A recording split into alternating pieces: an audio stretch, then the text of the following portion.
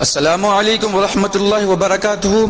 آپ لوگ دیکھ رہے ہیں اظہری نیٹ ورک چینل، تو ہمارے چینل کو سبسکرائب کریں اور بیل آئیکن دبانا بالکل ہی نہ بھولیں، اس لیے کہ آپ کے پاس ہماری نئی ویڈیو کی نوٹیفیکیشن آتی رہے۔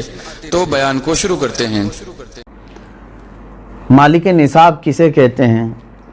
مالک نصاب جو ہے، شریعت نے ایک لمٹ مقرر کی ہے مال میں، سونا، چاندی، مال، پیسے، اتنے لمٹ کا جس کے پاس مال ہوگا اس کو مالک نصاب کہتے ہیں۔ وہ لمٹ کیا ہے؟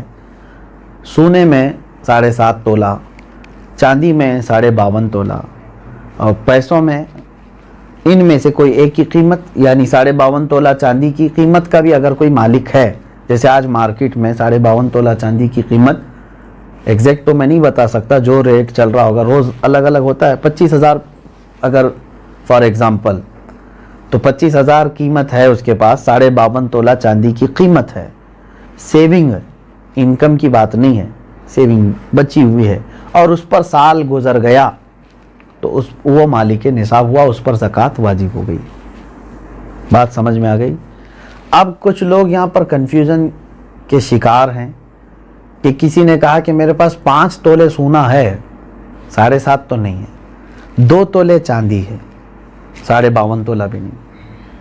میرے عزیزو، یہاں پر اگر ایسی سچویشن ہے تو دونوں نصابوں کو ملا کر کے دیکھا جائے گا۔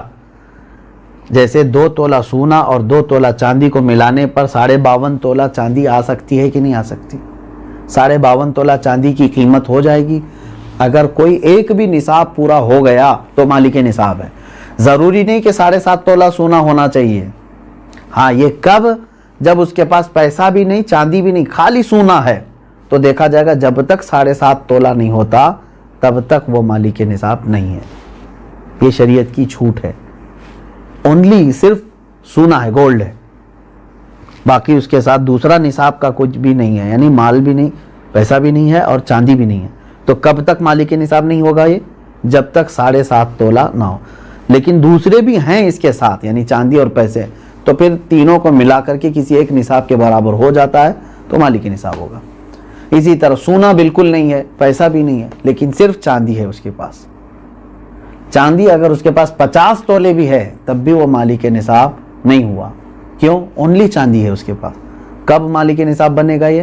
52.5 تولہ چاندی۔ اس چیز کو سمجھ رہے نا؟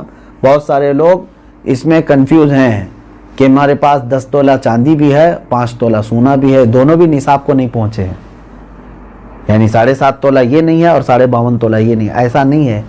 اگر 2-3 نصاب کی چیزیں ایک ساتھ آپ کے پاس ہیں تو سب کو ملا کر کے اگر 52.5 تولہ چاندی کی قیمت ہو جاتی ہے تو آپ مالک نصاب ہو گئے، آپ پر زکوٰۃ فرض ہے اور آپ کو زکوٰۃ نہیں دی جا سکتی۔ کسی نے اگر ایسے شخص کو زکوٰۃ دیا تو اس کی زکوٰۃ ادا بھی نہیں ہوئی۔ کیا زکوٰۃ کے پیسوں سے راشن دے سکتے ہیں یا پیسے ہی دینا ضروری ہے؟ بالکل۔ جس مستحق کو، یعنی جس کو زکوٰۃ دینا ضروری ہے، وہ 8 قسم کے لوگوں کا ذکر قرآن پاک میں آیا ہے، جس میں سے آج 5 لوگ پائے جاتے ہیں۔ آیت ہے، اللہ تعالیٰ نے فرمایا انما الصدقات للفقراء والمساکین والعاملین علیہا والمؤلفۃ قلوبہم وفی الرقاب والغارمین فی سبیل اللہ وابن السبیل۔ اللہ تعالیٰ نے فرمایا صدقات واجبہ یعنی زکوٰۃ فقیروں کو دیا جائے گا۔ فقیر کا مطلب وہ نہیں ہے جو ڈھول بجاتے ہوئے گھومتے ہیں۔ فقیر، شرعی فقیر کس کو کہتے ہیں؟ اس کی ایک ڈیفینیشن ہے، جس کے پاس نصاب کے برابر پیسے نہیں ہیں، یعنی جو نصاب ابھی میں نے بتایا نا، جو لمٹ شریعت نے مالک نصاب ہونے کی بتایا، اس لمٹ کے برابر اس کے پاس پیسے نہیں ہیں تو وہ شریعت میں فقیر ہے۔ اس سے بھی کم درجے کا، یعنی کھانے پینے کی بھی اس کے پاس دقتیں ہیں، وہ مسکین ہے۔ فقیر کو دیا جائے گا، مسکین کو۔ اور عامل جو ہے وہ بادشاہ کی طرف سے وصول کرنے کے لیے آتے تھے، لیکن اب وہ نہیں ہے، ان کا بھی ذکر اس آیت میں ہے، وہ نہیں ہے۔ والمؤلفۃ قلوبہم، پہلے ایسا تھا کہ کفار و مشرکین کو بھی ان کا دل رکھنے کے لیے، اسلام کی طرف رغبت ان کو بڑھانے کے لیے زکوٰۃ دی جاتی تھی، لیکن وہ حکم اب ختم ہو گیا، منسوخ ہو گیا، یہ بھی اس آیت سے نکل گئے۔ وہ پھر رقاب، اور گردن آزاد کرنے کے لیے، یعنی کوئی غلامی کی زنجیروں میں جکڑا ہوا ہے، آپ زکوٰۃ کا مال دے کر کے اس غلام کو آزاد کرا سکتے تھے، لیکن اب غلامی کا دور بھی نہیں ہے۔ یہ 3 تو اس میں سے نکل گئے. پہلے 2 میں نے بتایا فقیر مسکین وہ ہیں. اب آگے سنیے والغارمین. اب یہاں آیت میں ہے جو قرض میں ڈوبا ہوا آدمی ہے اس کو بھی زکوٰۃ دے سکتے ہو آپ. یعنی وہ مالک نصاب نہیں ہے اور لوگوں کے قرض لیا ہوا ہے اور پریشان حال ہے تو اس کو زکوٰۃ دو تاکہ وہ قرض کے بوجھ سے نکل جائے. فی سبیل اللہ اس کا مطلب ہے اللہ کے راستے میں جو ہیں, جیسے علم دین حاصل کرنے والا یہ اللہ کے راستے میں, جہاد فی سبیل اللہ جو کر رہا ہے وہ اللہ کے راستے میں ہے.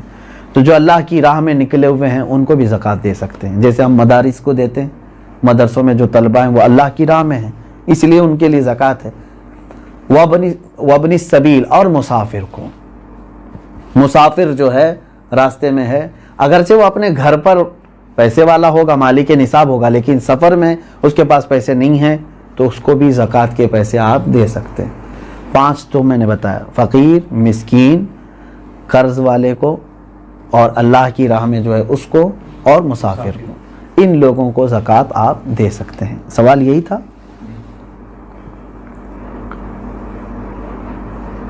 سوال یعنی جن لوگوں کو زکوٰۃ دینا ہے میں نے یہی کہا تھا کہ ان کو چاہے تو آپ پیسہ دیں چاہے تو ان کی ضرورت کا سامان دیں جائز ہے لیکن ان کو مالک بنانا ہوگا آپ کو.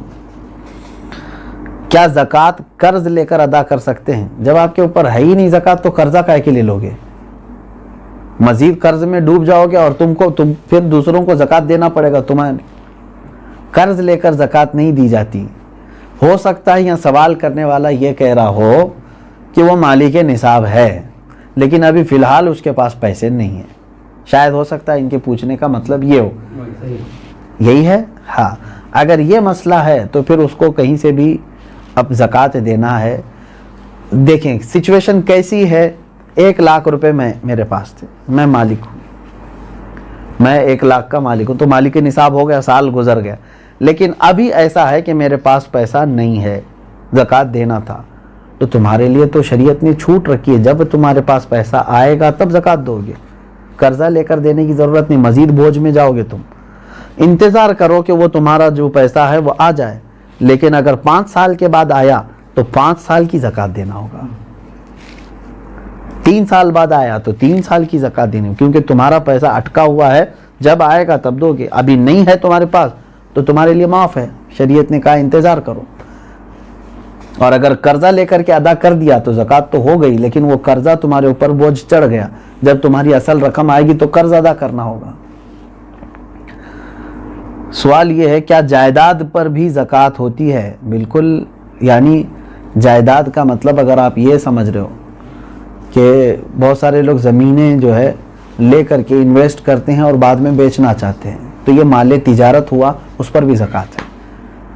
تجارت کا جو مال ہے اس پر بھی زکوٰۃ ہے. لیکن جائیداد کا مطلب اگر آپ یہ سمجھ رہے ہیں کہ آپ جس گھر میں رہ رہے ہیں یا گھر بنانے کے لیے کوئی جگہ لیے ہیں اس پر زکوٰۃ نہیں.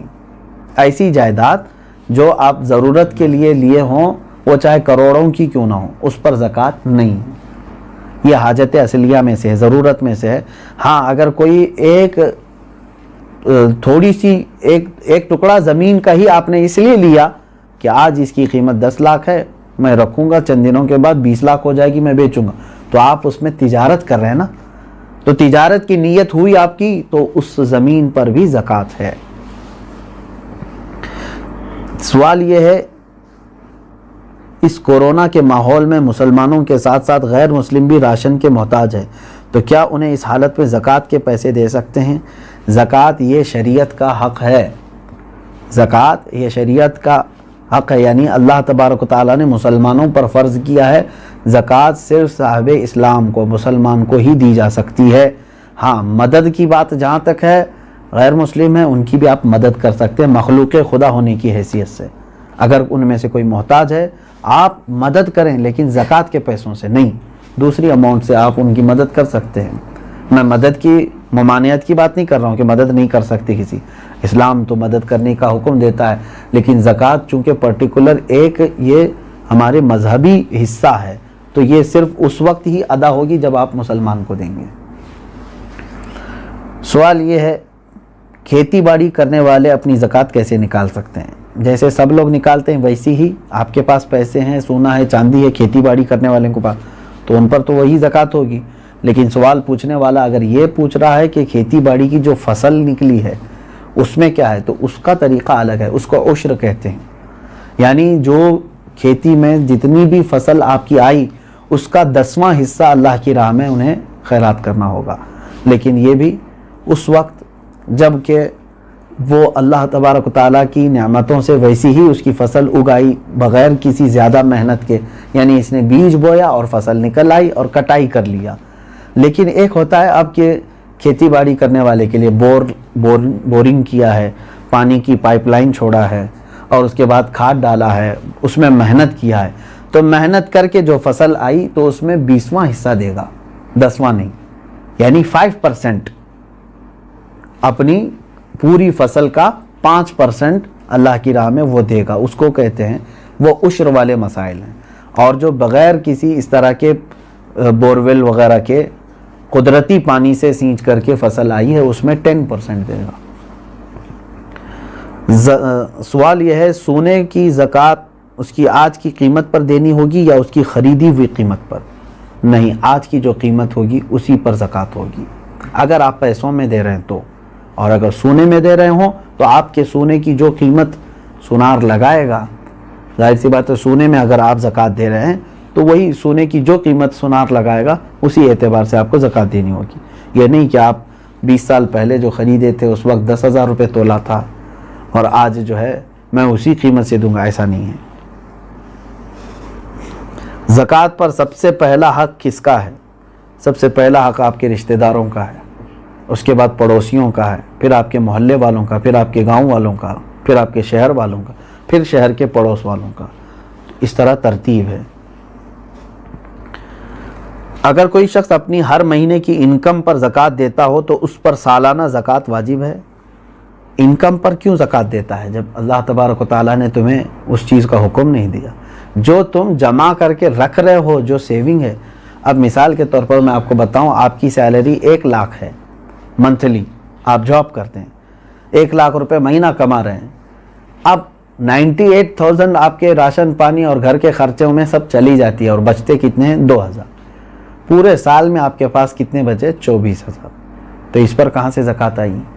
24,000 अगर ये निसाब की कीमत हो गई है, 52.5 तोला चांदी की कीमत हो जाती है 24, तो बस यही 24,000 पे ज़कात होगी, ना कि वो 12 लाख पे जो हर महीने कमा रहा था। आप कमा करके जितना अपने ऊपर खर्च कर दिए उस पर ज़कात नहीं, कमा करके जो आप बचा करके रखे हैं ज़रूरत से जो ज़्यादा, उस पर ज़कात है। ये टैक्स और ज़कात में यही फ़र्क है। टैक्स जो है इनकम पर लगती है, गवर्नमेंट जो है ना हमारी इनकम पर टैक्स लगाती है। जितना तुम कमा रहे हो उसका टैक्स दो, बचा रहे हो वो अलग है। और शरीयत ने हमको क्या कहा है? जितना चाहे कमाओ, खर्चा कर दिए तो उसकी पूछ नहीं। 1 करोड़ कमाए महीने में और तुम्हारे 98 लाख खर्च हो गए, उसकी शरीयत ने ज़कात नहीं मांगी। 2 लाख अगर तुम्हारे पास बचे हुए हैं तो उसकी, लेकिन गवर्नमेंट क्या मांगेगी? 1 करोड़ कमाए हो, इनकम टैक्स पूरे 1 करोड़ की टैक्स तुम्हें देना होगा। ये ज़कात और टैक्स में फ़र्क है। अगर आप लोगों को मुफ्ती सलमान अजहरी साहब का ये बयान अच्छा लगा हो तो हमारे चैनल को सब्सक्राइब करें और बेल आइकन को दबाएं और लाइक भी जरूर करें। अस्सलामु अलैकुम व रहमतुल्लाहि व बरकातहू। मिलते हैं अगली वीडियो में।